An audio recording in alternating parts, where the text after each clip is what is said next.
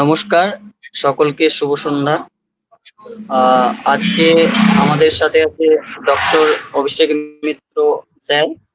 ওনাকে অসংখ্য ধন্যবাদ রাষ্ট্রবিজ্ঞান চর্চা কেন্দ্রের পক্ষ থেকে। আজকে তিনি যে বিষয়ের উপর আলোচনা করবেন সেটি হলো debate on small states and good governance in India's context. আমি স্যারকে অনুরোধ করব যে আজকের আলোচনাটি শুরু করার জন্য। আচ্ছা, আমার কথা শোনা যাচ্ছে? Am I audible? হ্যাঁ স্যার, হ্যাঁ। আচ্ছা আচ্ছা, এখানে তো আমি কাউকে দেখতে পাচ্ছি না, মানে সিস্টেমটা কি লাইভ হয় ইউটিউবে বা ফেসবুকে, এভাবে কিছু ব্যাপার আছে নাকি?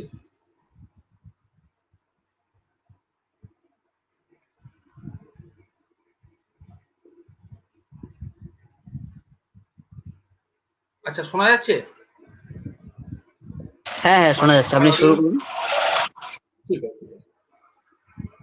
প্রথমেই আমি রাষ্ট্রবিজ্ঞান চর্চা কেন্দ্রের প্রতি কৃতজ্ঞতা ব্যক্ত করি, কারণ এই কয়েক বছর ধরে রাষ্ট্রবিজ্ঞান চর্চা কেন্দ্র যেভাবে রাজ্য স্তর তো বটেই, জাতীয় এবং আন্তর্জাতিক স্তরের বিভিন্ন নামি দামি অধ্যাপককে আমন্ত্রণ করে তাদের মূল্যবান বক্তব্য উপস্থাপন করেছেন, বা যেভাবে সংগঠনটি গড়ে উঠেছে, তাতে এটা আমাদের যারা ছাত্রছাত্রী এবং যারা গবেষক আছে তাদের কাছে খুবই একটি ভালো বিষয়। কারণ এই রকম বক্তব্য শোনার সুযোগ হয়তো এই রকম প্ল্যাটফর্ম ছাড়া খুব বেশি সম্ভব হতো না। কারণ যে সকল অধ্যাপকরা ইতিমধ্যে রাষ্ট্রবিজ্ঞান চর্চা কেন্দ্রে বক্তব্য রেখেছেন বা তাদের মূল্যবান মতামত ব্যক্ত করেছেন, সেটা অন্য কিভাবে সম্ভব হতো? একজন বিশ্ববিদ্যালয়ে বা কোনো একটা কলেজে আমরা নির্দিষ্ট কয়েকজন স্যারেদেরই পাই। হয়তো কোনো স্যারের প্রতি আমাদের ফ্যাসিনেশন থাকে যে এরকম একটা বিখ্যাত অধ্যাপকের নাম আমরা শুনেছি, কিন্তু তার বক্তব্য শোনা বা তাকে সামনে থেকে দেখার সুযোগ হয়ে ওঠেনি। কিন্তু এই সংগঠন একটা স্পষ্টতই একটা মানে সিভিল সোসাইটি অর্গানাইজেশন হিসেবে গড়ে উঠেছে। বর্তমান দিনে আমরা জানি যে সিভিল সোসাইটি অর্গানাইজেশনের রোলটা কি। তো রাষ্ট্রবিজ্ঞান চর্চা কেন্দ্র এটা কিন্তু খুব সুন্দরভাবে পালন করে এসছে। মূলত নন প্রফিটেবল হওয়ার পরেও তারা যেভাবে নিরলসভাবে প্রচেষ্টা করছে, এর জন্য আমি তাদেরকে ধন্যবাদ এবং কৃতজ্ঞতা ব্যক্ত করি। আজকে এবার আমি বিষয়টায় যদি আসি, আজকে আমি যে বিষয়টা বলবো বলে ঠিক করেছি, প্রথমে সেই টপিকটা নিয়ে একটু আমি বলে দিই। এই টপিকটা হচ্ছে যে debate on small states and good governance in Indian context বা ইন্ডিয়াস কনটেক্সট। এর ইন্ট্রোডাকশনটা যদি আমরা এভাবে করি, যে প্রথমে আমরা একটু আলোচনা করব যে গভর্নেন্স বিষয়টা ঠিক কি, মানে গভর্নেন্স শব্দটা কেনই এলো। সরকারি তো ঠিক ছিল, গভর্নমেন্ট বললেই তো ঠিক ছিল, তাহলে গভর্নেন্স এটাকে আবার আনার কি প্রয়োজনীয়তা পড়লো, এইটা একটা বিষয়। আর পাশাপাশি এই ধারণাটার বিবর্তন কিছুটা আমরা একটু বলার চেষ্টা করব, যে অ্যাজ এ কনসেপ্ট বা অ্যাজ এ থিওরি ঠিক তো ঠিক নয়, as a concept the evolution of governance, এটা আমরা কিছুটা আলোচনা করব।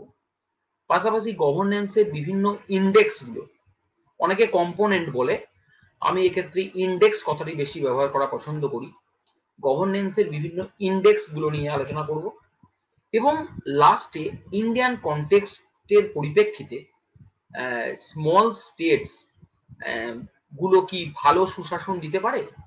মানে আমরা অনেক সময় যেটা বলি যে একটা রাজ্য, খুব বড় রাজ্য, তার অনেক রকম সমস্যা, তাহলে বড় রাজ্যের কি অ্যাডভান্টেজ কি disadvantage as a concept governance, বা ছোট রাজ্যগুলোর কি মানে অ্যাডভান্টেজ এবং ডিসঅ্যাডভান্টেজ, এই দুটো পার্টে ভাগ করে আমরা আমাদের আলোচনাটা করতে চাই। আর এখানে আমরা একটা প্রথমেই এটা বলে রাখি, এই যে স্টেটমেন্টটা, অর্থাৎ small states and good governance, এটা কিন্তু মূলত একটা হাইপোথেটিক্যাল স্টেটমেন্ট। মানে এটা কিন্তু একবারে গবেষণালব্ধ সত্য নয়, মানে স্বীকৃত সত্য নয়, বা কোনো কজাল স্টেটমেন্ট নয় এটা, যে আমরা সবসময় এটা বলতে পারি না যে ছোট রাজ্য হলেই সে ভালো শাসন দেবে। অনেক আমরা রাজ্য দেখেছি যে ছোট রাজ্য কিন্তু তারা কিন্তু খুব ভালো সুশাসন প্রোভাইড করতে পারেনি। আবার অনেক বড় রাজ্য আমরা দেখেছি, অনেক মানে তার লার্জ পলিটিক্যাল, তার ম্যাপ অনেক বড়, তার পপুলেশন অনেক বড় আহ, হওয়া সত্ত্বেও সে কিন্তু মানুষকে সুশাসন প্রোভাইড করতে পেরেছে। তো এই বিষয়গুলো নিয়ে আমি আলোচনা করছি এবং অ্যাজ এ মানে সোশ্যাল সায়েন্স রিসার্চার যদি আমরা ভাবি নিজেদেরকে, বা যদি সেই কনটেক্সটে আমরা ভাবি ব্যাপারটাকে, তাহলে কিন্তু এর রিসার্চ গ্যাপটাও আমাদেরকে বলতে হবে। রিসার্চ গ্যাপ মানে, রিসার্চ গ্যাপ মানে হচ্ছে যে এই বিষয়ে কিন্তু কি কি কাজ হয়েছে বা কি কি কাজ হয়নি, সরি, এই বিষয়ে কি কি কাজ হয়নি, কেন কাজ হয়নি, রিসার্চ গ্যাপটা কোথায়। এর গ্যাপটা এখানে যে গভর্নেন্স নিয়ে এ যাবৎ কাল পর্যন্ত প্রচুর কাজ হয়েছে এবং গভর্নেন্স কনসেপ্টটা কিন্তু খুব নতুন আমি একবারে সেটা বলতে পারবো না, কারণ 1990s এর সময় থেকে কিন্তু গভর্নেন্সের কনসেপ্টটা ওয়ার্ল্ড ওয়াইড একটা এস্টাবলিশড, মানে একদম ফ্যাক্ট। তার বিভিন্ন ইন্ডেক্স নিয়ে চর্চা, তার এভলিউশন, এগুলো কিন্তু নিয়ে ভালো রকম বিস্তারিত চর্চা হয়েছে। বিভিন্ন থিঙ্কাররা, বিভিন্ন স্কলাররা তাদের আলোচনাতে গভর্নেন্স কি, গভর্নেন্সের বিভিন্ন দিক, গুড গভর্নেন্সের বিভিন্ন ইস্যু, সেগুলো নিয়ে আলোচনা করেছেন। কিন্তু আমরা মাঝে মধ্যেই একটা কথা বলি যে ও এই রাজ্যটা খুব বড় রাজ্য, তাহলে এটাকে যদি ভেঙে দেওয়া যায় তাহলে এত সমস্যা থাকবে না। বা ধরো আমি একটা ছোট্ট উদাহরণ দিয়ে বলি, মানে অ্যাকচুয়ালি উদাহরণগুলো খুব প্রাসঙ্গিক এখানে। আমি একটা পাওয়ার পয়েন্ট প্রেজেন্ট করব, কিন্তু তার আগে আমি অল্প বিস্তর কথাগুলো বলে নিই। যে বর্ধমান ডিস্ট্রিক্ট, আমরা পূর্ব বর্ধমান, এখন এখান থেকে পূর্ব বর্ধমান, আর ওই দুর্গাপুর আসানসোল এদিকটা পশ্চিম বর্ধমান। তাহলে এটা কেন ভাঙা হয়েছে? নিশ্চয়ই প্রশাসনিক সুবিধার জন্যই ভাঙা হয়েছে। নিশ্চয়ই পশ্চিম বর্ধমানের বিভিন্ন লোকজনকে কাজ করতে বর্ধমানের হেডকোয়ার্টারে আসতে হতো। তাহলে নিশ্চয়ই কিছু তার দিক আছে। তার মানে তো এটা নয় যে সব রাজ্যগুলোকে ছোট ছোট করে ভেঙে দাও, তাহলে ভাঙতেই থাকতে হবে। অতএব এর ভালো এবং খারাপ দুটো দিকই আছে। আমাদের সোশ্যাল সায়েন্সে আমরা প্রথমেই কোনো দিককে কিন্তু বলে দিতে পারি না এই জিনিসটা খারাপ। আমাদের অ্যাপ্রোচটাকে এরকম রাখতে হয় যে এর ভালো এবং খারাপ এই দুটো পার্সপেক্টিভে আমরা কিন্তু বিষয়টা মানে উপস্থাপন করতে চাইছি। তো আমি before starting my further discussion I would like to expose my PowerPoint presentation. একটু দেখা গেলে তোমরা একটু বলবে।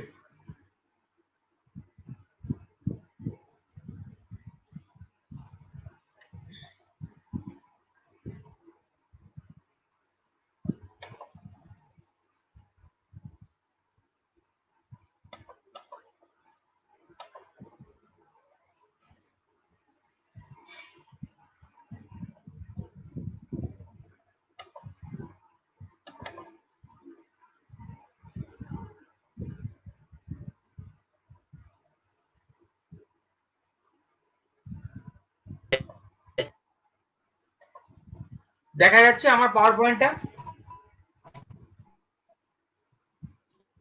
হ্যাঁ হ্যাঁ দেখা যাচ্ছে। এই যে debate on small states and good governance in Indian context, দেখা যাচ্ছে তো এটা? হ্যাঁ হ্যাঁ আচ্ছা, দেখো, আমি প্রথমেই যেটা করেছি যে debate on small states and good governance in Indian context. এখানে একটা ছবি আছে, একটা ছোট ছবি আছে, সেখানে বিভিন্ন তোমার ছোট ছোট পিকচার্স এখানে ইনক্লুড করা আছে। এটা কিন্তু খুব সিগনিফিকেন্ট। সিগনিফিকেন্ট এ কারণে এই ছবিটার মধ্যে কিন্তু গভর্নেন্সের বিভিন্ন ইন্ডেক্স গুলোকে তুলে ধরার চেষ্টা করা হয়েছে। মানে আমরা যখন বলছি যে গভর্নেন্স শব্দটা কি, সেটা কিন্তু বোঝাচ্ছে একটা আমব্রেলা। এই গভর্নেন্সের আন্ডারে অনেকগুলো ইস্যু কিন্তু জড়িত আছে। সেই ইস্যুগুলো, অর্থাৎ এই মাত্রাগুলোর ভিত্তিতে, আমি মাত্রা বলছি, এই মাত্রাগুলোর ভিত্তিতে আমরা বলতে পারছি যে এই রাজ্যটা সুশাসন প্রতিষ্ঠা করতে পেরেছে। আবার এই রাজ্যগুলোর ভিত্তিতে আমরা বলতে পারছি যে এই রাজ্যটা সুশাসন প্রতিষ্ঠা করতে পারেনি। যেমন আমি একটা ছোট্ট উদাহরণ দিয়ে বলি যে অতুল কোহলি, তিনি আমরা অতুল কোহলির নাম শুনেছি। তিনি একটা সময় একটা টাইমে, নির্দিষ্ট একটা টাইম পিরিয়ডে মানে ইন্ডিয়ার আমাদের ওয়েস্ট বেঙ্গলকে বলেছিলেন ব্যাড গভর্নেন্স। তার পরবর্তীকালে যে বেটার গভর্নমেন্ট যখন প্রতিষ্ঠা করতে পারলো, তখন বেটার গভর্ন স্টেট, তখন ওই গভর্নেন্সের জায়গায় গভর্নাবিলিটির কনসেপ্টটা ছিল, এখন গভর্নেন্সের কনসেপ্টটা এসছে। তো সেটা কিভাবে এসছে, তার এভলিউশনটা কি, সেটা নিয়ে আমি একটু আলোচনা করতে চাইছি। এই যে গভর্নেন্সের কনসেপ্টটা, এই কনসেপ্টটা এমন নয় যে এই কনসেপ্টটা খুব মানে এর ফিচার্স গুলো বা এর বৈশিষ্ট্যগুলো খুব নতুন। প্রাচীন কালে যদি আমরা ফিরে যাই, মানে একবারে times back to almost 2500 years ago, ancient গ্রিকে, সেখানে আমরা দেখব যে প্লেটো ও অ্যারিস্টটল, তাদের চিন্তা ভাবনাতেও কিন্তু ওয়েলফেয়ার বা আইডিয়াল স্টেট এই ধরনের কনসেপ্ট গুলো ছিল। তো তার মানে কি গভর্নেন্সের বিষয়টা না, গভর্নেন্স নয়, গভর্নেন্সের কিছু কিছু ফিচার্স সুপ্ত অবস্থায় ছিল। তার পরবর্তীকালে ওয়েস্টার্ন পলিটিক্যাল থট যত ডেভেলপ করেছে, ততই কিন্তু এই গভর্নেন্সের যে বিভিন্ন ফিচার্স গুলো বা ইন্ডেক্স গুলো তাদের লেখাপত্রের মধ্যে আস্তে আস্তে আস্তে আস্তে বিকশিত করেছে। এর পরবর্তীকালে আমরা যদি আমাদের ইন্ডিয়ান পলিটিক্যাল থটেও দেখি, সেখানেও একবারে কৌটিল্য থেকে শুরু করে রাজারাম, মানে একবারে সেই মধ্যযুগ হয়ে আমাদের আধুনিক যুগ, রাজা রামমোহন রায়, তাদের চিন্তা ভাবনার মধ্যেও মানে কিভাবে রাজা তার ভালো করে তার রাজ্য শাসন করতে পারে, বা রাজ্য শাসন করতে গেলে রাজাকে কিরকম হতে হবে, এইসব জিনিস বা চিন্তা ভাবনাগুলো কিন্তু তারা আলোচনা করার চেষ্টা করেছে। কিন্তু খুব স্পষ্টভাবে বলতে গেলে গভর্নেন্সের ধারণাটি কিন্তু আসছে মূলত ওই 90s এর দশক থেকে। ওই সময় তোমার মানে ওই সময় ওই ইউএনডিপি তোমার পরবর্তীকালে 1997-এ গভর্নেন্স অ্যান্ড গুড গভর্নেন্স সংক্রান্ত একটা রিপোর্ট প্রকাশ করে। কিন্তু প্রথম ওয়ার্ল্ড ব্যাংক এই গভর্নেন্স শব্দটা ব্যবহার করে। কি ছিল সেই শব্দটায়? সেই শব্দটায় বলা হয়েছিল যে গভর্নমেন্ট থেকে গভর্নেন্সকে আলাদা করা হলো। আমরা দেখছি যে একটা সময় পর্যন্ত তো সবই এক কাছে ছিল, প্লেটো অ্যারিস্টটল, এই সময় আমরা কি আলাদা করে রাষ্ট্র, সমাজ, সংবিধান এগুলোকে কি তখন আলাদা করতে পারতাম? রাজনৈতিক সমাজ বা পুরো সমাজ, সেগুলো সব মিলেমিশে ছিল। কিন্তু সময়ের সাথে সাথে চিন্তা ভাবনার বিকাশ হয়, মানুষের সমাজ চিন্তারও বিকাশ হয় এবং সভ্যতারও বিকাশ হয়। এই বিকাশের ধারাতে আমরা আলাদা আলাদা করে নতুন নতুন কনসেপ্টের জন্ম হয়। আমরা দেখেছি যে আমরা যদি সিভিল সোসাইটির কনসেপ্টটা বলি, তাহলে আমরা দেখবো প্রথম এই কনসেপ্টটাকে আলাদা করেছিলেন কিন্তু হেগেল, যে রাষ্ট্র এবং পরিবারের একটা মধ্যবর্তী ক্ষেত্র হিসেবে তিনি কিন্তু সিভিল সোসাইটিকে চিহ্নিত করেছিলেন।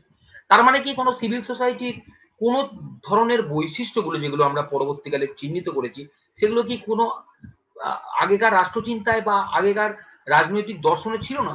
ছিল, কিন্তু সেটা সুপ্ত অবস্থায় ছিল। অ্যাজ এ থিওরি বা অ্যাজ এ টার্ম সেটা কিন্তু ডেভেলপ করতে পারেনি। তাহলে এই যে সংজ্ঞাটা গভর্নেন্সের, এখানে ওয়ার্ল্ড ব্যাংকের যে রিপোর্ট, সেখানে বলা হচ্ছে governance is the exercise of economic, political and administrative authority to manage countries affair at all levels. It comprises the mechanism, process and institutions through which citizens and groups articulate their interests, exercise their legal rights, meet their obligations and mediate their differences. এর মানে হচ্ছে যে শাসন হলো, এখানে আমি শাসন কথাটা বলছি, পরবর্তীকালে এটাকে একটু আরো ভালো ফ্লেভার দেওয়ার জন্য গুড কথাটা জড়িত হয়। অ্যাকচুয়ালি দুটোর মধ্যে খুব বেশি পার্থক্য নেই, কিন্তু গুড কথাটা জড়িত, মানে শাসন মানে তো সেই একটা মানে কেমন একটু মানে একটু অটোক্রেটিক ভাবছি, মানে শাসন করছি সেরকম নয়, ব্যাপারটা একটু সুশাসন দেওয়ার কথার চেষ্টা করা হয়। তো যাই হোক, গভর্নমেন্ট থেকে গভর্নেন্সে যখন আলাদা করছি, এই সংজ্ঞাটা যেটা দাঁড়াচ্ছে সেটা হলো যে অর্থনৈতিক, রাজনৈতিক, প্রশাসনিক কর্তৃত্ব প্রয়োগের মাধ্যমে সকল স্তরে রাষ্ট্রীয় বিষয়গুলিকে সুষ্ঠুভাবে পরিচালনা করা।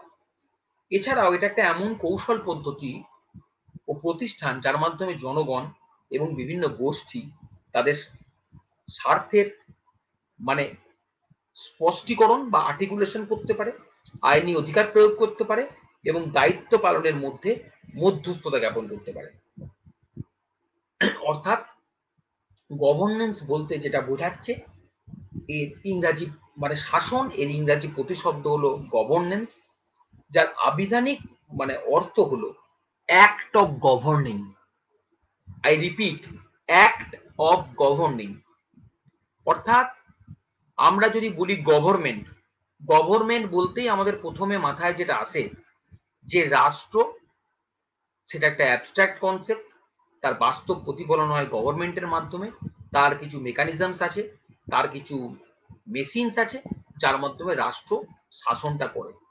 কিন্তু রাষ্ট্র শাসনটা কিভাবে করবে, সেটা মানুষের কাছে কতটা ভালোভাবে পৌঁছাবে, তবেই সেই আমরা বলতে পারবো যে সেই রাষ্ট্রটি সুশাসন প্রতিষ্ঠা করতে পেরেছে।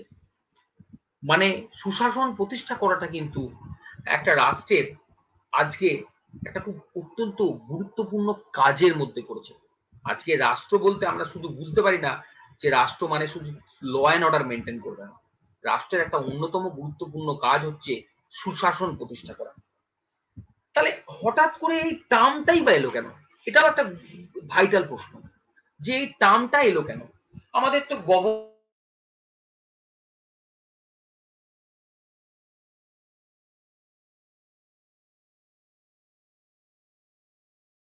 তার পেছনের হিস্ট্রিটাকে আমাদের একটু দেখতে হবে। অনেকে এই গুড গভর্নেন্স আলোচনাটা করতে গিয়ে প্রথমেই যেটা ভাবে যে এটা একটা নিওলিবারেল, একটা জাস্ট একটা নিওলিবারেল ওরিয়েন্টেশন বা একটা নয়া উদারবাদী একটা চিন্তা ভাবনার একটা বহিঃপ্রকাশ। কারণটা কি? কারণ ইতিহাসের কনটেক্সটটা আমরা যদি বিচার করি, তাহলে এই কনটেক্সটটা বা সুশাসন চিন্তা ভাবনাটা আসছে কবে সালে? 1990, 95, 97 এইরকম সময়, অর্থাৎ 90-এর দশকের শুরু থেকে শেষের দিকে। 90-এর দশকে কি হয়েছিল আন্তর্জাতিক ক্ষেত্রে? সব থেকে বড় যে ব্যাপারটা হয়েছিল, সাবেক সোভিয়েত ইউনিয়নের পতন। তাহলে সাবেক সোভিয়েত ইউনিয়নের পতন মানে শুধু সাবেক সোভিয়েত ইউনিয়নের পতন নয়, সমাজতান্ত্রিক শিবিরের পতন।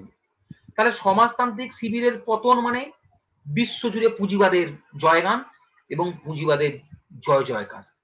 তাহলে পুঁজিবাদ কি আমাদের এই শিক্ষা দিয়েছিল যে তার পরবর্তীকালে যত দর্শন আসবে বা যত ফিলোসফি আসবে বা যত মানে থট আসবে, সেগুলো কি মানে রাশিয়ার পতনের পর সেগুলো কি শুধুমাত্র পুঁজিবাদকে সাহায্য করার জন্য? তার কি অন্য উদ্দেশ্য কিছু ছিল না? এটাকে আমরা সরাসরি ভাবে হ্যাঁ বলতে পারি না। কারণ গভর্নেন্স মানেই যে সেটা সবসময় একটা পুঁজিবাদের বহিঃপ্রকাশ বা বিশ্বায়নের একটা ইনস্ট্রুমেন্ট, সেটাকেও আমরা কিন্তু ওইভাবে বলতে পারি না।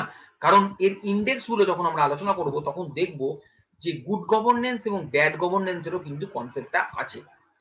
এই যে পার্টিকুলার স্লাইডটা এখন দেখা যাচ্ছে, এখানে গভর্নেন্স বলতে বোঝাচ্ছে যে governance is defines as the manner in which power is exercised in the management of a country's economic and social resources। অর্থাৎ একটা দেশের অর্থনৈতিক এবং সামাজিক সম্পদের সুবন্টন, সেটা কতটা মানুষের কাছে ভালোভাবে পৌঁছাতে পারছে, মানুষ তার কতটা সুযোগ পাচ্ছে, সরকার কতটা রেসপন্সিভ হচ্ছে, কতটা অ্যালোকেশন হচ্ছে রিসোর্সেস, তার উপরে কিন্তু সুশাসনের অনেকটা বাস্তবায়ন দাঁড়িয়ে আছে। বিভিন্ন সময় সুশাসন সম্পর্কে প্রচুর সংজ্ঞা 90s-এর পর থেকে দিয়ে যায় এবং অধিকাংশ সংজ্ঞা ম্যানেজমেন্ট স্কুলগুলো দিয়েছিল। মানে অদ্ভুতভাবে এই যে OECD এবং এখানে দেখতে পাচ্ছ TIT অর্থাৎ টোকিও ইনস্টিটিউট অফ টেকনোলজি, এরা কিন্তু গভর্নেন্সের সম্পর্কে তাদের মতামত বা তাদের ভাবনা ব্যক্ত করেছিল। এবং শুধু OECD বা TIT নয়, বিভিন্ন ম্যানেজমেন্ট স্কুল, বিভিন্ন ইনস্টিটিউট অফ ম্যানেজমেন্ট, সেটা আইআইএম হতে পারে বা বিদেশি কোনো ম্যানেজমেন্ট হতে পারে, তারা কিন্তু সুশাসন নিয়ে ভেবেছিল এবং ভাবতে বাধ্য করেছিল। কারণ এই কনসেপ্টটা, হিস্ট্রিটা আমাদেরকে একটু বুঝতে হবে। হিস্ট্রিটা এরকম যে 90s বা তার কিছুটা আগে 80s এর লেট মানে সময় থেকে বা আরেকটু যদি পিছিয়ে যাও 1950s থেকে, সেখানে মার্কিন যুক্তরাষ্ট্রে কিন্তু আমরা দেখতে পাচ্ছি যে যখন এই ঔপনিবেশিক যুগের অবসান হলো, তখন কিভাবে নতুন গড়ে ওঠা রাষ্ট্রগুলো বা আমি বলতে পারছি যে উত্তর ঔপনিবেশিক যে রাষ্ট্রগুলো, তারা কিভাবে তোমার উন্নয়নমূলক কাজ করবে বা তারা উন্নয়ন প্রক্রিয়াটা কিভাবে ঘটবে, তার জন্য কিন্তু উন্নয়ন প্রশাসন মার্কিন যুক্তরাষ্ট্রে তৈরি হয়েছিল। ডেভেলপমেন্ট যে অ্যাডমিনিস্ট্রেটিভ গ্রুপ, যেটা কম্পারেটিভ অ্যাডমিনিস্ট্রেটিভ গ্রুপ অনেকে বলে, তার মধ্যে ওটা একটা পার্ট। তো তারা কিন্তু দৃষ্টি রেখেছিল যে ডেভেলপমেন্ট বিভিন্ন যে তোমার সদ্য স্বাধীনতাপ্রাপ্ত দেশগুলো, তারা কিভাবে তাদের উন্নয়ন প্রক্রিয়াটাকে কন্টিনিউ করে বা চালিয়ে নিয়ে যায়। সেইখানে বা এই উন্নয়নের স্বার্থে ওয়ার্ল্ড ব্যাংক বা ইন্টারন্যাশনাল মনিটারি ফান্ড বা বিশ্বের বড় বড় দেশগুলো কিন্তু এড দিতে শুরু করলো। কি এড? বিভিন্ন ফাইন্যান্সিয়াল এড, প্রচুর টাকার সাহায্য, আর্থিক সাহায্য সেই সকল রাষ্ট্র গঠনের কাজে। কিন্তু দেখা যাচ্ছে আফ্রিকার যে দেশগুলো আছে, তারা কিন্তু সেই অর্থের যথোপযুক্ত ব্যবহার করতে পারছে না। মানে কোটি কোটি ডলার আর্থিক সাহায্য পাওয়ার পরেও তাদের দেশে না প্রতিষ্ঠিত হয়েছে ভালো মতো ডেমোক্রেসি, না প্রতিষ্ঠিত হয়েছে রুল অফ ল, না সেখানে কনস্টিটিউশন এফেক্টিভ মোডে আছে, না সেখানে কনস্টিটিউশনালিজমের মতো কোনো পরিবেশ আছে, অর্থাৎ একটা টোটাল অ্যানার্কি। তাহলে আমার লাভটা কি হচ্ছে? তাহলে সেই দেশগুলো প্রশ্ন করেছিল যে তাহলে আমার লাভটা কি হচ্ছে? আমি এত ইনভেস্টমেন্ট করার পরেও সেই দেশের ডেভেলপমেন্ট, হয়তো দুটো স্কুল তৈরি করেছে, হয়তো দুটো কলেজ তৈরি করেছে, হয়তো দুটো ইউনিভার্সিটি তৈরি করেছে, হয়তো কিছু রাস্তা ঘাট ব্রিজ ইনফ্রাস্ট্রাকচারাল হয়তো কিছু ডেভেলপমেন্ট হয়েছে, কিন্তু পলিটিক্যাল ডেভেলপমেন্ট কিন্তু অ্যাজ সাচ তারা করতে পারেনি। ডেভেলপমেন্টেরও তো বিভিন্ন ভাগ আছে। ডেভেলপমেন্ট বলতে শুধুই তো আমরা তোমার মানে ওই ইনফ্রাস্ট্রাকচারাল ডেভেলপমেন্টকে বুঝি না। তাহলে তো আরবের অনেক দেশ আছে যারা ইনফ্রাস্ট্রাকচারালি খুব সাউন্ড, বা নর্থ কোরিয়ার মতো দেশ ইনফ্রাস্ট্রাকচারালি খুব সাউন্ড পজিশনে রয়েছে, কিন্তু তারা পলিটিক্যালি কি তাদের দেশে কি সেভাবে ডেমোক্রেসি বা রুল অফ ল প্রতিষ্ঠিত হতে পেরেছে? হতে পারেনি। তাহলে এই যে গ্যাপটা, এই দেশগুলোকে তারা পুয়ার গভর্নেন্স স্টেট হিসেবে চিহ্নিত করলো। পুয়ার গভর্ন স্টেট অর্থাৎ খারাপ শাসন। তাহলে ভালো শাসনটা কি? ঠিক এইখানে প্রশ্নটা আসছে। আমি যদি বলি যে এ ছেলেটি খারাপ বা এ মেয়েটি খারাপ, তাহলে নিশ্চয়ই ভালো আছে। তাহলে ভালোর ইন্ডেক্স গুলো কি? কিসের ভিত্তিতে আমরা কোনো দেশকে বলবো যে এটা একটা বেস্ট গভর্ন স্টেট? বা কিসের ভিত্তিতে আমরা কোনো একটা রাজ্যকে বলবো যে এই রাজ্যটা খুব ভালো শাসন করছে? এই তোমার স্লাইডটার মধ্যে সেই ইন্ডেক্স গুলো আমরা দেখতে পাচ্ছি। তার মধ্যে কি কি ইন্ডেক্স থাকবে? তার মধ্যে ইন্ডেক্স থাকবে তোমার পাবলিক হেলথ, স্বাস্থ্য, স্বাস্থ্য পরিষেবা, জনস্বাস্থ্য। এই আমরা দেখলাম কোভিডের সময় বহু রাষ্ট্র তাদেরকে কোভিডের ভ্যাকসিন দিতে পারল না, ভ্যাকসিন পৌঁছালো না। তাহলে এই ধরনের স্টেটকে, কোন স্টেটে ইনফ্রাস্ট্রাকচারাল খুব ভালো হয়েছে কিন্তু পাবলিক হেলথ ঠিকভাবে হয়নি। Public and infrastructure and utilities, অর্থাৎ উপযোগী কতটা যে ইনফ্রাস্ট্রাকচার গুলো তুমি করছো একটা রাষ্ট্রের জন্য, সেই ইনফ্রাস্ট্রাকচার গুলো কতটা মানুষের উপযোগী, সেটা কতটা মানুষ সেখান থেকে সুবিধা পাচ্ছে। Economic welfare, social welfare and development, অর্থাৎ সামাজিক যে কল্যাণ কাজ, সামাজিক উন্নয়ন। একটা মানুষের আর্থিক উন্নয়ন হলেই তো হবে না, তার পাশাপাশি সামাজিক উন্নয়নটা হতে হবে। একটা ভালো লাইফস্টাইল সিকিউর করতে হবে, তবেই তো তুমি তাকে একটা ভালো রাষ্ট্র বা একটা ভালো রাজ্য বলতে পারবে? আজকে আমরা দেখতে পাচ্ছি যে বিভিন্ন ইন্ডেক্স কিন্তু আমরা বলি। কিছুদিন আগে আমরা দেখতে পারলাম হ্যাপিনেস ইন্ডেক্স, অদ্ভুত ইন্ডেক্স। কেউ প্রশ্ন করতে পারে হ্যাপিনেস আবার কি? হ্যাঁ, আমি কতটা হ্যাপি আছি। আমার কাছে প্রচুর টাকা আছে, আমার কাছে প্রচুর টাকা আছে, কোটি কোটি টাকা আছে, কিন্তু আমার দেশের রাজনৈতিক অবস্থা এমন, তাহলে সেই টাকার কি মূল্যায়ন, সেই টাকার কি মূল্য? আজকে কিছুদিন আগে আফগানিস্তানে কি হয়েছিল? আফগানিস্তানে যখন মার্কিন যুক্তরাষ্ট্র ছেড়ে চলে যাচ্ছে, তখন বড় সেই কার্গো বিমানের ডানায় লোকে বসে পড়েছে, উইংসে, তারা প্লেন ছাড়ার সঙ্গে সঙ্গে নিচে পড়ে যাচ্ছে। তাহলে সোশ্যাল ওয়েলফেয়ার সেভাবে হতে পারেনি। আজকে আমাদের প্রতিবেশী রাষ্ট্র বাংলাদেশের কি অবস্থা হলো, একটা টোটাল এনার্কি। তাহলে সেগুলোকে কি আমরা গুড গভর্নেন্স বলতে পারবো? জুডিশিয়াল অ্যান্ড পাবলিক সিকিউরিটি, আমাদের কি নিরাপত্তা দিতে পারছে রাষ্ট্র? আমাদের নিরাপত্তাটাও একটা বড় ইস্যু আজকের দিনে। মহিলাদের নিরাপত্তা হতে পারে, পুরুষের নিরাপত্তা হতে পারে, কর্মক্ষেত্রে নিরাপত্তা হতে পারে, এবং আমার মানে কোন রকম ফ্রিডমের এগেনস্টে যদি কোন রকম তোমার অপারেশন হয়, তাহলে সেখান থেকে আমি জুডিশিয়ালি কিভাবে সেটা মানে মানে প্রোটেক্ট করছে, সেই বিষয়টাও কিন্তু এখানে বলছে। এনভায়রনমেন্ট অর্থাৎ পরিবেশ, পরিবেশ একটা খুব গুরুত্বপূর্ণ ইস্যু, যে এনভায়রনমেন্টটা কিরকম থাকবে। কারণ আজকে আমরা দেখতে পাচ্ছি, আমরা যত ভালোই থাকি না কেন, এনভায়রনমেন্ট যদি ঠিকঠাক না থাকে, আমি একটা ছোট্ট উদাহরণ দিয়ে তোমাদের আমি বলছি, বিভিন্ন উদাহরণ ব্যবহার করে। দিল্লিতে মাঝখানে কেজরিওয়াল সরকার কি করেছিল?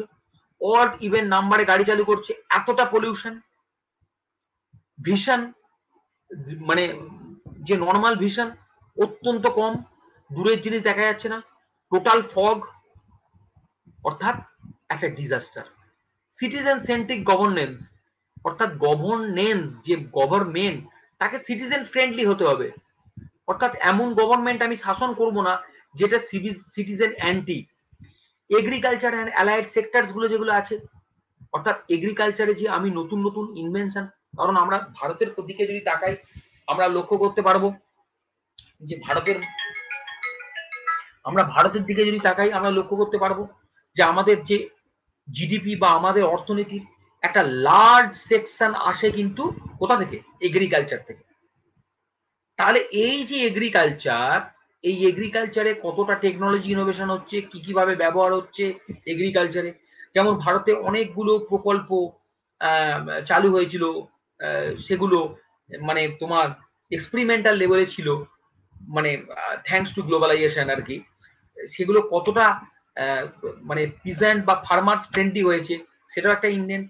কমার্স অ্যান্ড ইন্ডাস্ট্রি যেগুলো আছে, সেগুলো কতটা ইকো ফ্রেন্ডলি, তার যে অ্যাডমিনিস্ট্রেশন, সেই অ্যাডমিনিস্ট্রেশনটা কতটা ওয়ার্কার ফ্রেন্ডলি, এবং last but not the least, human resource development. Human resource development মানে কি? আজকে একটা মিনিস্ট্রি তৈরি হয়েছে, হিউম্যান রিসোর্স ডেভেলপমেন্ট মিনিস্ট্রি নামে। আমরা দেখেছি আজকে মানুষকে সম্পদ হিসাবে মনে করা হচ্ছে। মানুষ মানে একটা মানুষ নয়, মানুষ একটা সম্পদ। তাকে আমি যদি ঠিকঠাক তোমার ব্যবহার করতে পারি, তাহলে সে কিন্তু অনেক কিছু ফিরিয়ে দিতে পারে। যেমন আমি নাসার ইসরো তৈরি করলাম, আমি ভাবা তৈরি করলাম, কিন্তু আমি তাকে স্যালারি দিচ্ছি 50,000, তাহলে সেই সায়েন্টিস্টটা কেন ইন্ডিয়াতে থাকবে? সে তো চলে যাবে নাসাতে কাজ করতে, সে চলে যাবে ফরেনে। তাহলে তাকে স্যালারিটাও দিতে হবে, খুব মানে একটা হ্যান্ডসাম স্যালারি তাকে দিতে হবে, যাতে সে তার মনোনিবেশটা এখানে বেশি করতে পারে। তাহলে সমস্ত ইন্ডেক্সের ভিত্তিতে যদি একটা দেশ চলতে পারে, তাহলে আমরা বলতে পারবো যে সেখানে গুড গভর্নেন্স প্রতিষ্ঠিত হতে পেরেছে। দেখো, এই যে স্লাইডটা, এখানে আমরা খুব স্লাইটলি গভর্নমেন্টের সঙ্গে পার্থক্য করার চেষ্টা করছি। গভর্নমেন্ট মানে কি? প্রথমে আমরা গভর্নমেন্ট বলতে একটা স্পেসিফিক স্ট্রাকচারকে বুঝি। স্পেসিফিক স্ট্রাকচার মানে ওই যে গভর্নমেন্ট বলতে আমরা বুঝি যে তোমার শাসন বিভাগ, এক্সিকিউটিভ, আইন বিভাগ, লেজিসলেচার, বিচার বিভাগ, জুডিশিয়ারি। কিন্তু তার ঠিক বিপরীতে আমরা যদি গভর্নেন্স বলি তাহলে আমরা বুঝবো যে সে কোন মেথডে ভালো রুল দিতে পারছে, ভালো শাসন করতে পারে। গভর্নমেন্ট মানেই সবসময় একটা লেজিটিমেট অথরিটিকে বোঝায়, কিন্তু গভর্নেন্স তার নির্দিষ্ট গোলে কাজ করে। গভর্নমেন্টের বিভিন্ন অর্গান থাকে এবং সেগুলো সবটাই লিগাল অর্গান, কিন্তু গভর্নেন্সের অনেক রকম জিনিস নিয়ে সে তৈরি হয়। তার মধ্যে বিভিন্ন নন গভর্নমেন্টাল অর্গানাইজেশন যেমন থাকে, সিভিল সোসাইটি থাকে।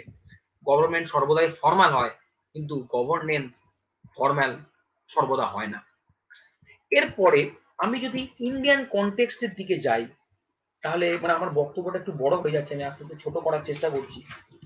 এখানে গভর্নেন্স বলতে আরো কিছু তোমার ইউএনও মানে তোমার ইউএনডিপি বা UNSC United Nations economic and social council for Asia specific good গভর্নেন্সের 8টা উপাদানের কথা বলেছে। আমি এগুলো এক্সপ্লেন না করে আমি আগের যে ইন্ডেক্স গুলো বললাম, এই ইন্ডেক্সের পাশাপাশি 8টা যে উপাদান, সেই উপাদানগুলো হচ্ছে কি কি: accountable, transparent, responsive, equitable and inclusive, effective and efficient, follows the rule of law, participatory and consensus oriented। এবার আমি একটু এই যে গভর্নেন্স এই আলোচনাগুলো করার পরে আমি একটু এবার ইন্ডিয়ান কনটেক্সটে একটু ফিরে আসি।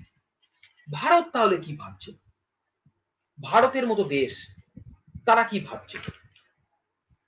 এটা বলার পূর্বে আমাদের দেখতে হবে যে দেখো, আমরা 1990 সালের পর থেকে যখন বিশ্বজুড়ে এই সুশাসনের বা গভর্নেন্সের কনসেপ্টটা বা গুড গভর্নেন্সের কনসেপ্টটা মাথাচাড়া দিচ্ছে এবং একটা এস্টাবলিশড ফ্যাক্ট হয়ে গেছে, তখন ভারত কিন্তু হাত গুটিয়ে বসে নেই। ভারতও কিন্তু বিভিন্ন সিস্টেমিক, স্ট্রাকচারাল, ফাংশনাল চেঞ্জ এবং অ্যাডজাস্টমেন্ট কিন্তু করে নিল কনস্টিটিউশনাল বডিজ গুলোর মধ্যে। কি কি করলো তার কয়েকটা এক্সাম্পল আমি বলছি। প্রথমেই তুমি দেখতে পারবে যে কনস্টিটিউশনাল অ্যামেন্ডমেন্ট হয়ে গেল। কিন্তু কিরকম amendment? 73rd and 74th constitutional amendment. সেখানে কি হলো? সেখানে বলা হলো যে রুরাল পার্টিসিপেশনকে এনসিওর করা এবং রুরাল ডেমোক্রেসি এবং লোকাল সেলফ গভর্নমেন্ট, এটার উদ্দেশ্যে 73rd কনস্টিটিউশনাল অ্যামেন্ডমেন্ট, অর্থাৎ পঞ্চায়েতি রাজ প্রতিষ্ঠা হলো। 3 টায়ার পঞ্চায়েতি রাজ: গ্রাম পঞ্চায়েত, পঞ্চায়েত সমিতি এবং জেডপি, জেলা পরিষদ। আর শহরের দিকে যেটা হলো আরবান ডেভেলপমেন্টের বা আরবান পার্টিসিপেশন বা আরবান সেলফ গভর্নমেন্টের উদ্দেশ্যে মিউনিসিপ্যালিটি এবং কর্পোরেশন। আগে ছিল, কিন্তু এটা বাধ্যতামূলক হলো, একদম বাধ্যতামূলক হলো এটা। এর পাশাপাশি তুমি দেখো যে বিভিন্ন মানে অদ্ভুত চেঞ্জটা দেখো 90 এর পর থেকে, এগুলো খুব ভালো লাগবে শুনতে। যে একদিকে যেমন 73rd 74th কনস্টিটিউশনাল অ্যামেন্ডমেন্ট করে পার্টিসিপেশনকে রুরাল লেভেলে একবারে তোমার তৃণমূল লেভেলে গণতন্ত্রকে সুরক্ষিত করার চেষ্টা করা হলো এবং অংশগ্রহণকে নিশ্চিত এবং মজবুত করার চেষ্টা করা হলো। ঠিক একইভাবে বিভিন্ন কমিটি, কমিশন গঠিত হলো। তার মধ্যে কি কি আছে? মানবাধিকার কমিশন, জাতীয় এসসি এসটি কমিশন, মহিলা কমিশন, ইত্যাদি ইত্যাদি জিনিস। এই সময়ের পর থেকে ই গভর্নেন্স চালু করলো, ই কমার্স চালু করলো। প্ল্যানিং কমিশন আগে থেকেই ছিল, যেটাকে বর্তমানে নীতি আয়োগের নাম দেওয়া হয়েছে, এবং প্রশাসনটাকে আইসিটি বেসড করে দেওয়া হলো, অর্থাৎ রেড ট্যাপিজম। আমরা জানি যে কোনো সরকারি কোনো প্রতিষ্ঠান মানেই তার মধ্যে একটা অদ্ভুত জিনিস থাকবে, যে লাল ফিতের বাঁধন। এই লাল ফিতের বাঁধনকে দূরে সরিয়ে রাখার জন্য আইসিটি বেসড করে দেওয়া হলো, অর্থাৎ আমার কাজ আমি দেখতে পারবো। আজকে আমরা দেখতে পাচ্ছি যে বিভিন্ন অ্যাপ, বিভিন্ন কম্পিউটারে বিভিন্ন অ্যাপের, মোবাইলে বিভিন্ন অ্যাপের মাধ্যমে বা বিভিন্ন ওয়েবসাইটের মাধ্যমে আমি কিন্তু বিভিন্ন সরকারি কাজ জমির পর্চা সংক্রান্ত কাজ হোক বা অন্যান্য অনেক কাজ কিন্তু আমরা মানে অ্যাডমিট ডাউনলোড করা হোক, সেগুলো কিন্তু খুব ইজিলি আমরা করতে পারছি। বা আমার ট্যাক্স দেয়া হোক, যেগুলো আগে কিন্তু আমাকে সেই অফিসে যেতে হতো এবং দীর্ঘ সময় ব্যয় করতে হতো, যেটা অনেকটা ট্রান্সপারেন্ট হয়ে গেল, স্বচ্ছ হয়ে গেল। তাহলে এই যে গভর্নেন্সের ইন্ডেক্স গুলোকে ঠিকঠাক করার জন্য কিন্তু অ্যাডমিনিস্ট্রেটিভ, স্ট্রাকচারাল, ফাংশনাল চেঞ্জ কিন্তু ইন্ডিয়ান গভর্নমেন্ট কিন্তু 90s এর পর থেকে করতে শুরু করলো। তবে সবকিছুর পরেও যে সেটাতে ভারত খুব সাকসেসফুল হয়েছে এমনটাও বলা যায় না, কারণ এর বিভিন্ন প্রতিবন্ধকতাও রয়েছে। তার মধ্যে একটা বড় যে প্রবলেম আমাদের, সেটা হচ্ছে যে ইললিটারেসি। কারণ মানুষদের একটা বিরাট অংশ এখনো পর্যন্ত এইসব আইসিটি বেস জিনিসগুলো সম্পর্কে ততটা ফ্রেন্ডলি নয়। আমার মনে আছে যখন ব্যাংকিং সেক্টরে যখন প্রথম বা রেলে যখন প্রথম কম্পিউটারের প্রচলন হয়, তার আগে তাদের এমপ্লয়ীদেরকে ট্রেনিং দেওয়া হতো। কিরকম ট্রেনিং দেওয়া হতো? যে তারা এই বিষয়গুলো সম্পর্কে আরো বেশি সড়গড় হোক বা ফ্যামিলিয়ার হোক। তো এর পাশাপাশি আমাদের দেশের গভর্নেন্সের যে সব থেকে বড় একটা লিমিটেশন, সেটা তুমি বলতে পারো যে একটা করাপশন, অ্যাডমিনিস্ট্রেটিভ করাপশন। সেটা অ্যাডমিনিস্ট্রেটিভ ক্ষেত্রেও হতে পারে এবং পলিটিক্যাল ক্ষেত্রেও হতে পারে। একটা ডেটা দিয়ে বলি, 2019 সালে যে আমাদের যে পার্লামেন্টের যারা এমপি, তাদের 43% এগেনস্টে কিন্তু এটা বলছে তোমার অ্যাসোসিয়েশন অফ ডেমোক্রেটিক রিফর্মস এর ডেটা বলছে যে 43% এমপির এগেনস্টে কিন্তু কোনো না কোনো সিভিল বা ক্রিমিনাল এরকম কেস ছিল, যেটা 2014 সালের থেকে প্রায় 16% বেশি। তার পাশাপাশি আনএমপ্লয়মেন্ট, পোভার্টি, এইসব সমস্যা তো রয়েইছে। কিন্তু তারপরেও গুড গভর্নেন্সের দিকে যাওয়ার পথে আমাদের যে প্রচেষ্টা, সেটা কিন্তু একবারে নেহাত কম নয়। এবার আমাদের মূল আলোচনাটায় যদি আমরা আসি, যে ছোট রাজ্যগুলো কি ভালো শাসন দিতে পারে না বড় রাজ্যগুলো ভালো শাসন দিতে পারে, তার অ্যাডভান্টেজ বা ডিসঅ্যাডভান্টেজ, সেগুলোর ক্ষেত্রে আমি একটু ইন্ডিয়ান কনটেক্সটটা একটু খুব সংক্ষেপে আমি বলে দিই। দেখো, 1947-এ ভারত স্বাধীন হওয়ার পর ভারতের দু ধরনের রাজ্য ছিল। একটা হচ্ছে ইংরেজ শাসিত ভারত, ব্রিটিশ ইন্ডিয়া। আর একটা কি ছিল? রাজন্যবর্গ শাসিত রাজ্য, যাকে বলা হয় প্রিন্সলি স্টেটস। 1947 সালে 15ই আগস্ট যখন আমাদের দেশ স্বাধীন হলো, তিনটে রাজ্য ছাড়া কিন্তু ভারতবর্ষের সবাই স্বাধীনতাকে যোগদান করেছিল। তারা কে কে? হায়দ্রাবাদ, জুনাগড় এবং জম্মু কাশ্মীর। পরে আমরা জানি সেগুলো ইনকর্পোরেট করা হলো, কিছু ক্ষেত্রে ভোট করা হয়েছিল গণভোট, কিছু ক্ষেত্রে ভোট করা হয়নি। আমাদের রাজ্যগুলোকে আমরা যদি ব্রিটিশ শাসিত প্রদেশ, দেশীয় রাজ্যগুলির সম্মিলনে ভারতের ইউনিয়ন করে উঠল। এবার এখানে 4 ধরনের রাজ্যকে ইনকর্পোরেট করা হলো, ক, খ, গ, ঘ, তাদের ক্লাসিফিকেশনস এর উপর ভিত্তি করে। এবং রাজ্য গঠন এবং পুনর্গঠন সংক্রান্ত মানে রাজ্যগুলো কিভাবে হবে না হবে, এই ব্যাপারে কিন্তু আমাদের সংবিধানের 2 এবং 3 নম্বর ধারায় আর্টিকেল 2 এবং আর্টিকেল 3 তে স্পষ্ট উল্লেখ করা আছে। 2 নম্বর ধারায় কি বলা হয়েছে? যে নতুন রাজ্য গঠন বা অন্য কোনো অঞ্চলের অন্তর্ভুক্তির ব্যাপারে বলা হয়েছে, এবং এই আইনের উপর সংসদ বিচার বিবেচনা করে এবং শর্ত সাপেক্ষে অন্য কোনো রাষ্ট্র বা রাষ্ট্রের অংশকে নিয়ে নতুন রাজ্য গঠন করতে পারে। যেমন সিকিমকে ভারত অন্তর্ভুক্ত করেছিল পরে আমরা জানি 35 এবং 36তম সংবিধান সংশোধন 1974, 1975-তে। এইভাবে আমাদের দেশের রাজ্যগুলো গড়ে উঠেছিল। পরবর্তীকালে আমরা যদি দেখি যে তোমার আমাদের দেশে যে রাজ্যগুলো গড়ে ওঠার পেছনে সব থেকে বড় যে ভূমিকাটা নিয়েছিল, যে না ভারতের রাজ্য গঠন এবং পুনর্গঠন আইন 1956 এর, আমরা দেখব ভাষার ভিত্তিতেই কিন্তু রাজ্যগুলো গড়ে উঠেছিল। তাহলে এটা একটা প্রশ্ন উঠতে পারে যে অনেক রাজ্য যে তৈরি হলো, সেই রাজ্যগুলো কিসের ভিত্তিতে তৈরি হলো? একটাই কি মানে মানদণ্ড ছিল ভাষা? সব ক্ষেত্রে কিন্তু সেটা নয়। কারণ এমনও রাজ্য তুমি দেখবে যেখানে একটা রাজ্যের মধ্যে একাধিক ভাষায় মানুষ কথা বলে। আমি পশ্চিমবঙ্গে যদি দেখি, পশ্চিমবঙ্গে আমি নর্দার্ন পার্টে যে ডিস্ট্রিক্ট গুলো আছে, সেই ডিস্ট্রিক্টে কিন্তু অনেক মানুষ নেপালিতে কথা বলে। আবার অনেক রাজ্য আছে সেখানে কিন্তু মূলত একটা ভাষাতেই কথা বলে।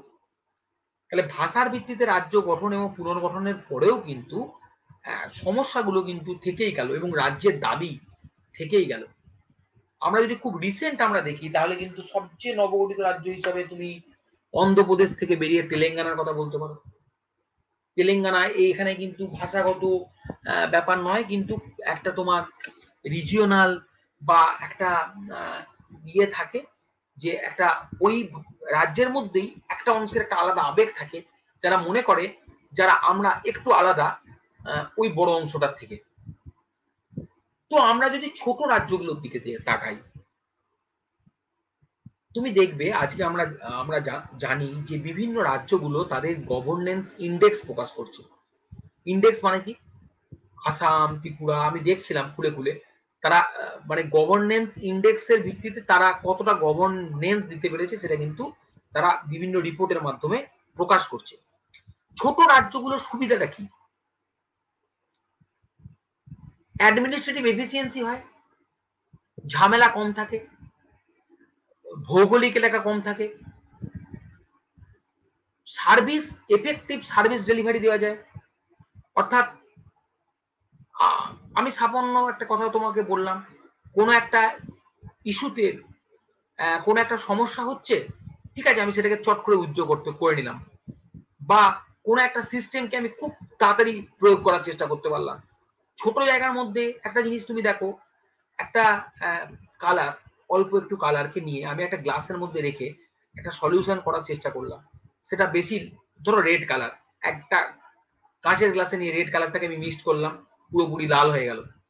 কিন্তু সেটা যখন আমি একটা বড় পাত্রে নিয়ে সেই একই পরিমাণ দেব, ততটা কি কালারটা এফেক্টিভ হবে? ঘোলাটে হয়ে যাবে। এটা হচ্ছে যে আমি যে রিসোর্স গুলোকে অ্যালোকেশন করছি সেটা যত তাড়াতাড়ি ছোট রাজ্যগুলোয় পৌঁছাতে পারছে, বড় রাজ্যগুলোর ক্ষেত্রে কিন্তু একটু সমস্যা হচ্ছে। এরপরে দেখো স্বচ্ছতা। স্বচ্ছতা মানে কি? অ্যাকাউন্টেবিলিটি বা ট্রান্সপারেন্সি। অনেক ক্ষেত্রে দেখা গেছে যে ছোট রাজ্যগুলোর অনেকটা বেশি, অনেক মানে আমি ছোট রাজ্যকে যেভাবে যতটা ট্রান্সপারেন্সি দিতে পারবো, বড় রাজ্যের ক্ষেত্রে কিন্তু সেটা দিতে পারবো না বলে অনেকে মনে করেন, সবাই কিন্তু মনে করেন। এগুলো কিন্তু পুরোপুরি একটা ডিবেট, আমি প্রথমেই দিচ্ছি। এবং ডেভেলপমেন্ট, আমি খুব তাড়াতাড়ি আমি ডেভেলপমেন্ট ছোট রাজ্যের ক্ষেত্রে আমরা করে দিতে পারবো, যেটা বড় রাজ্যের ক্ষেত্রে সম্ভব না। ছোট্ট উদাহরণ দিই, আমরা দেখতে পাচ্ছি পশ্চিমবঙ্গে যখন লেফট রিজিম ছিল, লেফট শাসনের সময় একটা বিস্তীর্ণ অঞ্চল যাকে আমরা জঙ্গলমহল বলে চিহ্নিত করি, যার মধ্যে ছিল বাঁকুড়া, পুরুলিয়া এবং মেদিনীপুরের একটা বিস্তীর্ণ অংশ। এই জেলাগুলো কিন্তু ডেভেলপমেন্ট সেভাবে হয়নি, যার জন্য এখানে একটা বড় ইস্যু ছিল মাওইজম, অর্থাৎ মাওবাদ। মাওবাদের কিন্তু ব্যাপক প্রভাব আমরা এই জেলাগুলোতে পেয়েছিলাম। ইস্যুটা কি? ডেভেলপমেন্ট। একটা টিউবওয়েল একটা গ্রামের জন্য বরাদ্দ, অনেক গ্রামে ইলেকট্রিসিটি পৌঁছাতে পারেনি। কিন্তু আস্তে আস্তে আমরা দেখতে পাচ্ছি যে বাঁকুড়া, পুরুলিয়া এই জায়গাগুলো কিন্তু আস্তে আস্তে অনেকটা ট্যুরিজমে ডেভেলপ করেছে। রাস্তাঘাট, আজকে আমি দেখি যে কলকাতার বহু লোক পুরুলিয়া, বাঁকুড়া বেড়াতে যায় এবং সেখানে তোমার একটা ভালো ট্যুরিজম গড়ে উঠেছে। আমি একটা ছোট রাজ্যে যতটা টেকনোলজিক্যাল মানে বেনিফিট গুলো যতটা পৌঁছাতে পারবো, সেটা এগ্রিকালচারে হোক, ইন্ডাস্ট্রিতে হোক, সেটা কিন্তু বড় রাজ্যের ক্ষেত্রে সবসময় সম্ভব হতে নাও পারে। ফ্লেক্সিবিলিটি, ছোট রাজ্য যে এখানে বলছে যে small states often have the flexibility to experiment their innovative policies and governance models that can later be scaled up if successful. আমি একটা ছোট্ট প্রকল্প নিলাম। কি প্রকল্প? যে পঞ্চায়েত স্তরে সমস্ত কর্মকাণ্ড ফাইলের হাতে কলমে হবে না, হবে কিসের মাধ্যমে? হবে কম্পিউটারে, হবে আইসিটির মাধ্যমে। তাহলে এটা ছোট রাজ্যের ক্ষেত্রে আমরা খুব সহজেই যতটা প্রয়োগ করতে পারবো, বড় রাজ্যের ক্ষেত্রে কিন্তু আমরা ততটা দ্রুততার সঙ্গে প্রয়োগ করতে পারবো না। অনেক সমস্যা আসতে পারে। হয়তো একটা বিস্তীর্ণ অঞ্চলে ইলেকট্রিসিটির অভাব রয়েছে, একটা বিস্তীর্ণ অঞ্চলে যোগাযোগের বা নেট কানেকশনের অভাব রয়েছে। লোকাল রিপ্রেজেন্টেশনকে ছোট রাজ্যে যতটা তাড়াতাড়ি বা পলিসি মেকিং থেকে তাড়াতাড়ি অ্যাসিওর করা যায়, সেটা কিন্তু বড় রাজ্যের ক্ষেত্রে কিছু কিছু সমস্যা রয়েছে। ফ্লেক্সিবিলিটি অ্যান্ড রেসপন্সিভনেস, অর্থাৎ একটা ঐক্যমত্যতা এবং নমনীয়তা ছোট রাজ্যের ক্ষেত্রে, অর্থাৎ কোনো গবেষণালব্ধ কোনো বিষয়ের ব্যবহার ছোট রাজ্যে আমি শর্ট মানে খুব মানে দ্রুততার সঙ্গে করতে পারি, কিন্তু বড় রাজ্যের ক্ষেত্রে করতে পারি। আমি একটা ছোট তোমাদের বৈজ্ঞানিক উদাহরণ দিয়ে বলছি। আমি একটা ছোট এক্সপেরিমেন্ট আমি ল্যাবের মধ্যে করছি। কিরকম ল্যাবের মধ্যে আমি করছি, যে এইটার সঙ্গে কোনো একটা দুটো ইনস্ট্রুমেন্টে যদি আমরা বিকিরণ ঘটাচ্ছি, একটা বিস্ফোরণ হচ্ছে, কিন্তু সেটাকে আমরা খুব বড় স্কেলে করতে পারি। বড় স্কেলে করলে তো বিরাট বড় এক্সপ্লোশন হয়ে যাবে। অর্থাৎ ছোট স্তরে পরীক্ষা নিরীক্ষার সুযোগটা অনেক বেশি থাকে, বড় স্তরে কিন্তু পরীক্ষা নিরীক্ষার সুযোগটা অনেক কম থাকে। কমিউনিটির বিভিন্ন মানুষের মধ্যে যে এনগেজমেন্ট, সেটা কিন্তু ছোট রাজ্যের ক্ষেত্রে কিন্তু অনেক ভালোভাবে হয়, এটা আমরা লক্ষ্য করতে পেরেছি ইন দ্য পাস্ট ডিকেডসে। এবং রিসোর্স অ্যালোকেশন, আমাদের রাজ্যে প্রচুর সম্পদ আছে, সেটা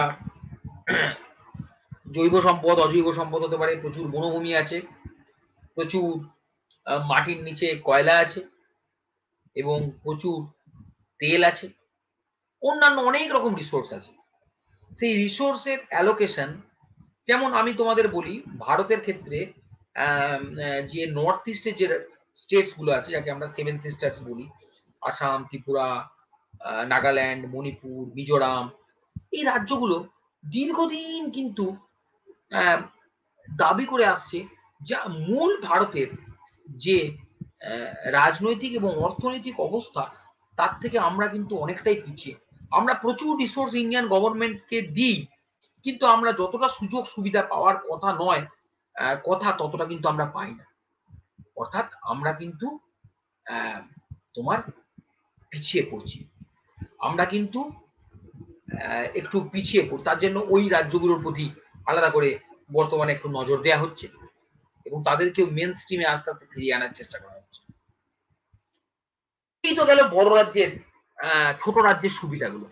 তাহলে আমরা এখান থেকে কি এই মানে কনক্লুশনে চলে আসতে পারি যে ছোট রাজ্যগুলো খুব ভালো শাসন দেবে? ব্যাপারটা এরকম নয়। ছোট রাজ্যের অনেক ডিসঅ্যাডভান্টেজেস আছে। কি ডিসঅ্যাডভান্টেজেস? রিসোর্সটা লিমিটেড। আমি যদি খুব রাজ্যকে ছোট করে দিই, সেখানে মানুষের সংখ্যাও কমে যাবে, সেখানে সম্পদের সংখ্যাও কমে যাবে, সেখানে মানুষের সংখ্যাও কমে যাবে, সম্পদের সংখ্যাও কমে যাবে। আর দাবিও তো ঠিক নয়। আমি অন্ধ্রপ্রদেশকে ভেঙে তেলেঙ্গানা করেছি, আবার তেলেঙ্গানার যে নিচের অংশটা, তারা একটা আবার নতুন রাজ্যের দাবি করছে। তাহলে এইভাবে ভাঙতে থাকলে তো রাজ্য তৈরি হতেই থাকবে, রাজ্য তৈরি হতেই থাকবে, এর শেষ কোথায় যাবে? এটা হচ্ছে সবচেয়ে বড় সমস্যা। এর পাশাপাশি যে আরেকটা ইস্যু, সেটা হচ্ছে লিমিটেড রিসোর্স। কারণ ছোট রাজ্য মানে তার প্রাকৃতিক সম্পদও কম, তার ভৌগোলিক সম্পদও কম, তার অর্থনীতিটাও তাহলে কমে যাওয়ার একটা মানে চান্স আছে। ছোট রাজ্য হলে সেখানে এক্সপার্ট লোকেদেরও সংখ্যাও কম হবে।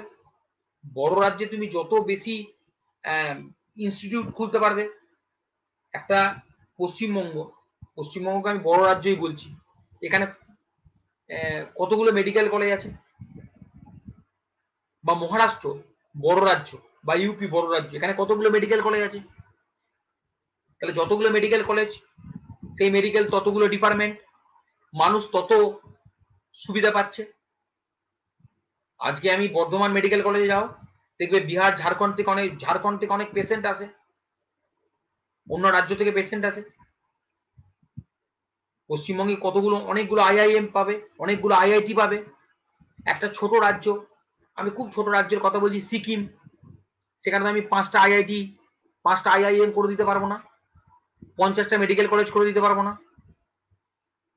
ইকোনমিক ডিপেন্ডেন্স সবচেয়ে বড় কথা, যে অনেক সময় দেখা যাচ্ছে যে ছোট রাজ্যগুলো কিন্তু তোমার ইকোনমিক্যালি কিন্তু সেই সেন্ট্রাল গভর্নমেন্টের প্রতি কিন্তু, এটা কিন্তু ইন্ডিয়ান কনটেক্সটে আমি আলোচনাটা করছি, সেই সেন্ট্রাল গভর্নমেন্টের প্রতি কিন্তু বেশি তোমার ডিপেন্ডেন্স থাকছে, সেটা টাকা পয়সার দিক থেকে হোক, সেটা অন্যান্য সুযোগ সুবিধার দিক থেকে হোক।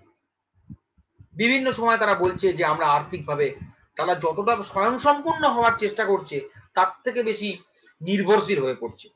তাহলে এটা হচ্ছে ছোট রাজ্যের একটা বড় সমস্যা, এই যে ডিপেন্ডেন্সি অন সেন্ট্রাল গভর্নমেন্ট, যে smaller states often really rely heavily on central government supporting for funding, infrastructural development, policy guidance, which can limit their autonomy and decision making capabilities.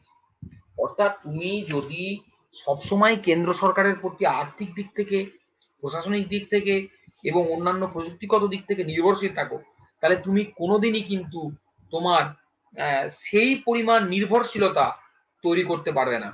আমরা একটা ফেডারাল স্ট্রাকচারে বাস করি, আমরা সেন্ট্রালের উপর নির্ভরশীল হলেও আমাদের রাজ্যের কিন্তু নিজের সরকার রয়েছে এবং রাজ্যগুলোর মধ্যে কম্পিটিশন হয়, তার ভিত্তিতে বিভিন্ন ইন্ডেক্স বেরোয় যে কোন রাজ্য কতটা ভালো শাসন দিতে পেরেছে। তাহলে ছোট রাজ্য মানেই যে সবসময় সে সুশাসন দেবে ব্যাপারটা কিন্তু এরকম নয়, তার কিছু অবস্টাকেলস আছে, তার কিছু লিমিটেশনস আছে, ইনফ্রাস্ট্রাকচারাল চ্যালেঞ্জ আছে, এবং সবচেয়ে বড় কথা হচ্ছে রিজিয়ন, মানে এই যে ইনফ্রাস্ট্রাকচার যেটা, এর ছোট রাজ্যের সুবিধা আছে আমি এক্সপেরিমেন্ট করতে পারবো, কিন্তু তার যে লিমিটেড যে রিসোর্স, এর জন্য কিন্তু সে যথেষ্ট সমস্যার মধ্যে পড়ছে এবং তার ইকোনমিক যে গ্রোথ সেটাকে কিন্তু কাটেল করছে বা সেটাকে মিনিমাইজ করছে। যাই হোক, ওভার দ্য পাস্ট ডিকেডস ইন্ডিয়াতে আমি যদি লক্ষ্য করি, আমাদের দেশের দিকে তাকাই, আমরা দেখবো যে এই রাজ্যগুলো কিন্তু হয়েছে। 1960 সালে আমরা একটা বড় রাজ্য ছিল বোম্বে, সেটাকে ভেঙে মহারাষ্ট্র এবং গুজরাট, 63 সালে নাগাল্যান্ড আসাম থেকে বেরিয়ে গেছে, 1966 সালে হরিয়ানা হিমাচল প্রদেশ থেকে, পাঞ্জাব থেকে বেরিয়ে গেছে, 72 সালে মেঘালয়, ত্রিপুরা, মণিপুর গড়ে উঠেছে, 75 সালে তোমার সিকিমের জন্ম হয়েছে। এরকম কিন্তু ঘটনা ঘটেছে। এরপরে আমরা যদি রিসেন্ট ডিকেডস এর দিকে তাকাই, তাহলে আমরা দেখতে পাবো, এটা আমি উত্তরাঞ্চল বলেছি, অনেকে তখন উত্তরাঞ্চল বলে, এটা অ্যাকচুয়ালি উত্তরাখণ্ড, মানে ইউপি কে ভেঙে আমরা 2000 সালে সবচেয়ে বড় কাণ্ড ঘটেছিল রাজ্য, মানে নতুন এই সাম্প্রতিক 30 বছরের মধ্যে 2000 সালে একসঙ্গে 3খানা রাজ্য তৈরি হলো। ইউপি কে ভেঙে উত্তরাখণ্ড, বিহারকে ভেঙে ঝাড়খণ্ড, মধ্যপ্রদেশ বা এমপি কে ভেঙে ছত্তিশগড়, এবং অন্ধ্রপ্রদেশ, এটা লাস্ট হলো 2014 সালে অন্ধ্রপ্রদেশকে ভেঙে তেলেঙ্গানা। এই ম্যাপটার দিকে যদি তাকাও, তাহলে এই উপরের অংশটা দেখো উত্তরাখণ্ড আলাদা করা আছে, আর নিচের অংশটা উত্তরপ্রদেশ। এই দুটো নিয়েই আগে ছিল উত্তরপ্রদেশ। সমস্যা কি হতো, এই উত্তরাখণ্ড গোটাটাই প্রায় পাহাড়ি, এটা টুরিস্টদের পক্ষে একটা খুব ভালো ডেস্টিনেশন।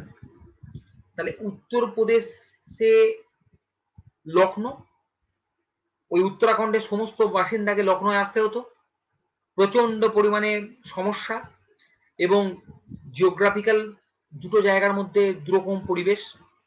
উত্তরপ্রদেশের এই নিচের অংশটা পুরো সমতল, এবং এই উত্তরাখণ্ড প্রচন্ড মানে হাই অল্টিটিউডের জায়গা, এখানেই তোমার কেদারনাথ, বদ্রীনাথ ওই জায়গাগুলো পড়ছে, মানে হরিদ্বারের পর থেকেই তুমি একদম পুরো পাহাড় শুরু হয়ে যাচ্ছে। এই বিষয়টাকে মাথায় রেখে উত্তরপ্রদেশকে কিন্তু দুভাগে ভেঙে দেওয়া হয়। মধ্যপ্রদেশকে ভেঙে ছত্তিশগড়, এই যে ডার্কার পোর্শনটা তোমরা দেখতে পাচ্ছ ম্যাপে, এটা ছত্তিশগড়, বাকি অংশটা মধ্যপ্রদেশ। আমরা জানি যে ছত্তিশগড়ের প্রতি একটা দাবি করা হতো যে ছত্তিশগড়ের যে এই অংশটা, এটা অনেকটা বেশি, সেই বললাম যে আন্ডার ডেভেলপমেন্টের শিকার, এখানে মাওয়িজমের একটা বিরাট প্রভাব এক সময় ছিল, বর্তমান দিনে অনেকটাই কমেছে।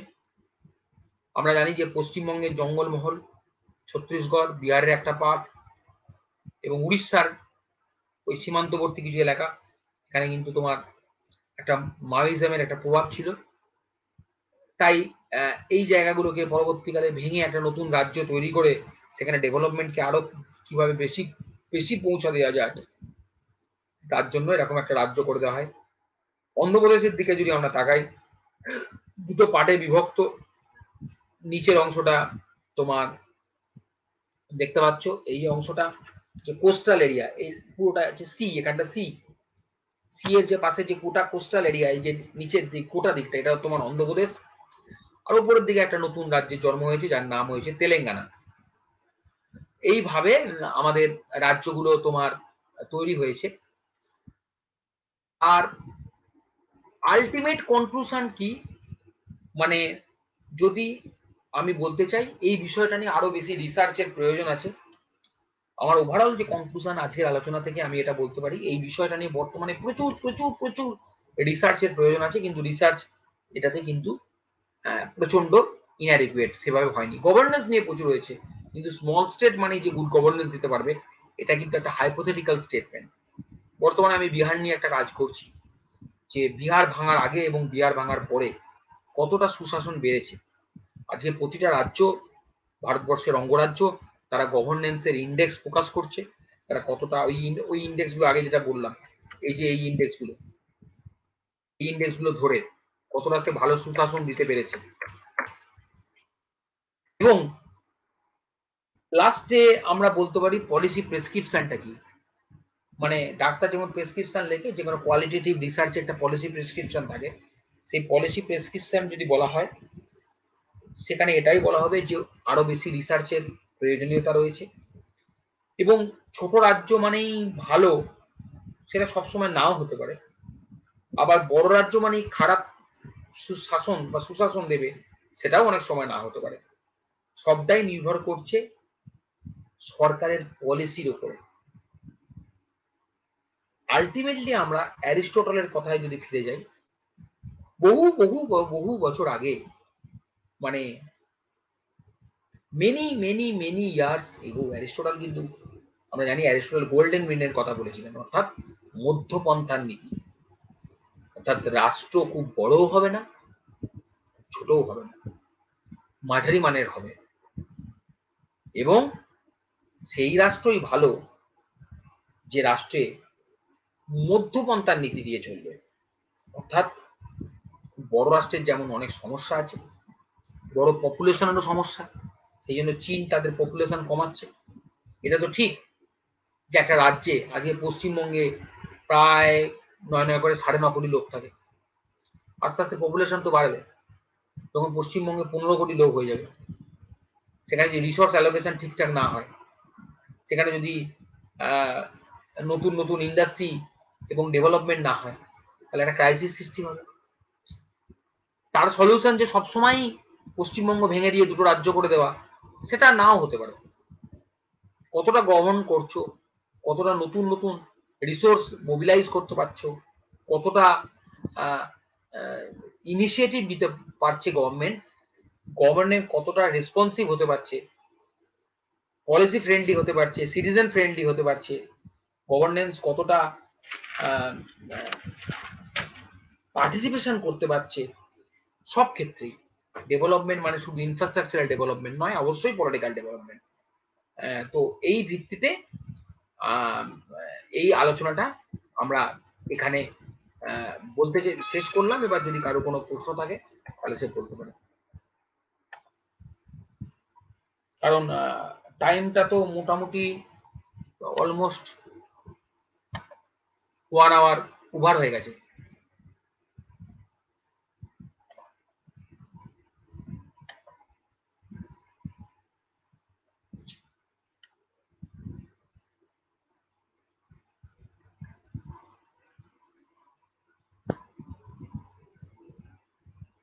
প্রকাশ শুনতে পাচ্ছ? প্রকাশ,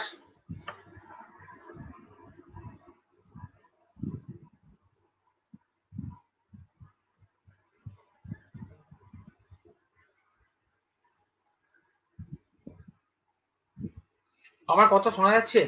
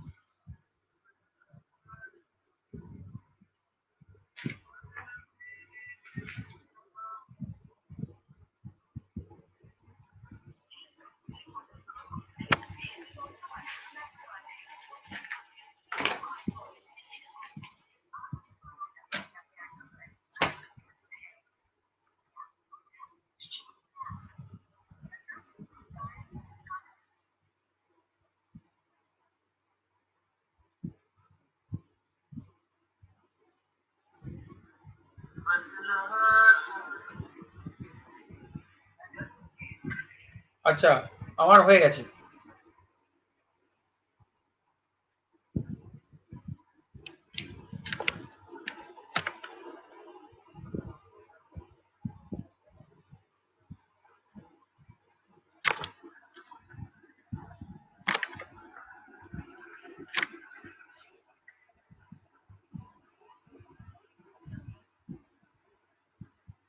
আচ্ছা, শোনা যাচ্ছে আমার কথা? এনিবডি?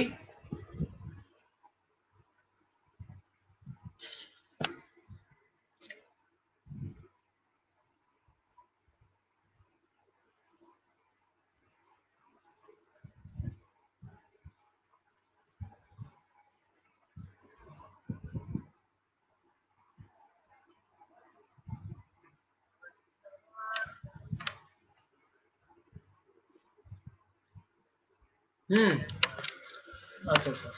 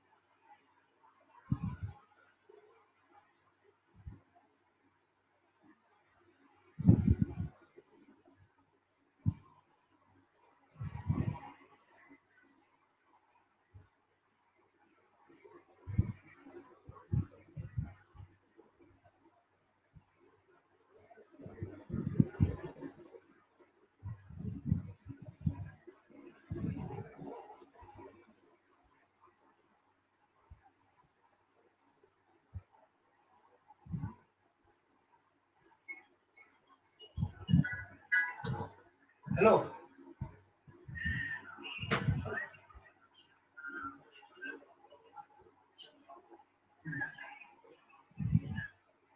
কিন্তু তাদের সঙ্গে তো আমি কমিউনিকেট করবো কি করে?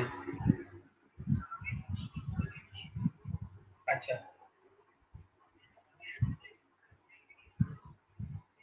তোমাদের কেউ নেই, অন্য সংস্থার কেউ নেই?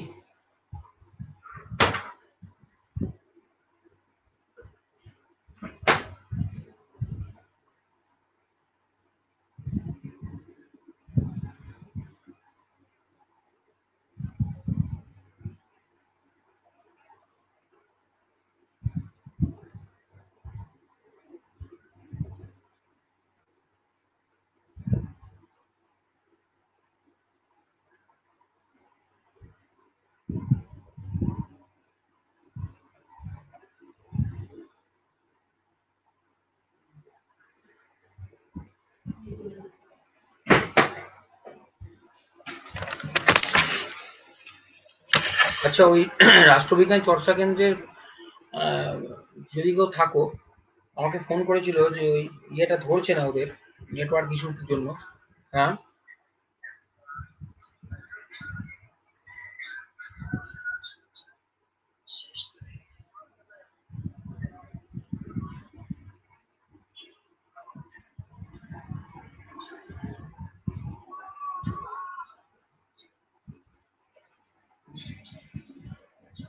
আমি কি লিভ করে দেবো?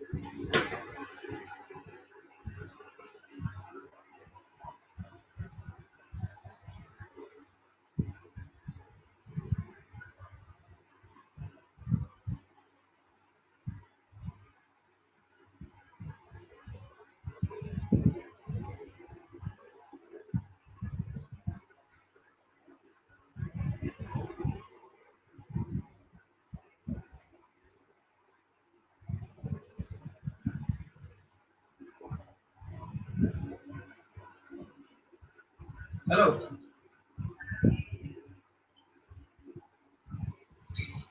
তাহলে লিভ করে যায় নাকি? আমি বলে দিই, ঠিক আছে। আচ্ছা, ওদের সঙ্গে কমিউনিকেট করা যাচ্ছে না, তো কিছু প্রশ্ন যদি কারোর থাকে তাহলে আমার মেল আইডিটা বা ইয়েতে এখানে আমার পেয়ে যাবে, আমার কলেজের ওয়েবসাইটে বা কোথাও একটা মেল আইডিটা পেয়ে সেখানে আমাকে মেল করতে পারো, বা এখানে চ্যাটে আমি করে দিচ্ছি।